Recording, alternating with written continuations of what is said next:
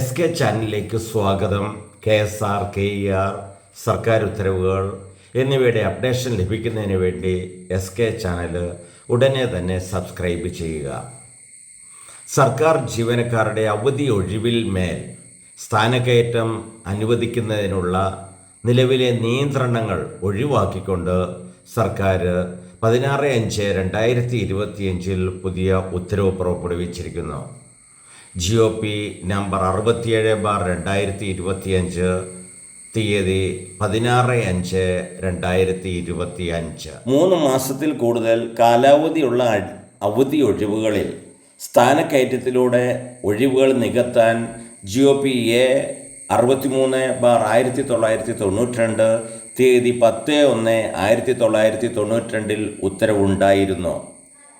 എന്നാൽ COVID-19 വെളിച്ചത്തിൽ ഈ ഉത്തരവിന് നിയന്ത്രണങ്ങൾ ഏർപ്പെടുത്തി.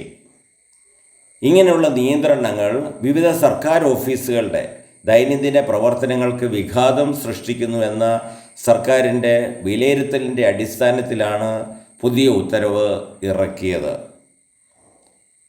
പുതിയ ഉത്തരവ് പറയുന്നു, 3 മാസത്തിൽ കൂടുതൽ കാലാവധിയുള്ള ശൂന്യവേതന അവധി LWA ഉൾപ്പെടെ എല്ലാ അവധി ഒഴിവുകളും ഉദ്യോഗസ്ഥൻ അവധിയിൽ പ്രവേശിക്കുന്ന വേളയിൽ തന്നെ അർഹനായ ഉദ്യോഗസ്ഥന് സ്ഥാനക്കയറ്റം നൽകണമെന്ന് 16/5/2025 ഈ പുതിയ ഉത്തരവിൻ്റെ പ്രാബല്യ തീയതി.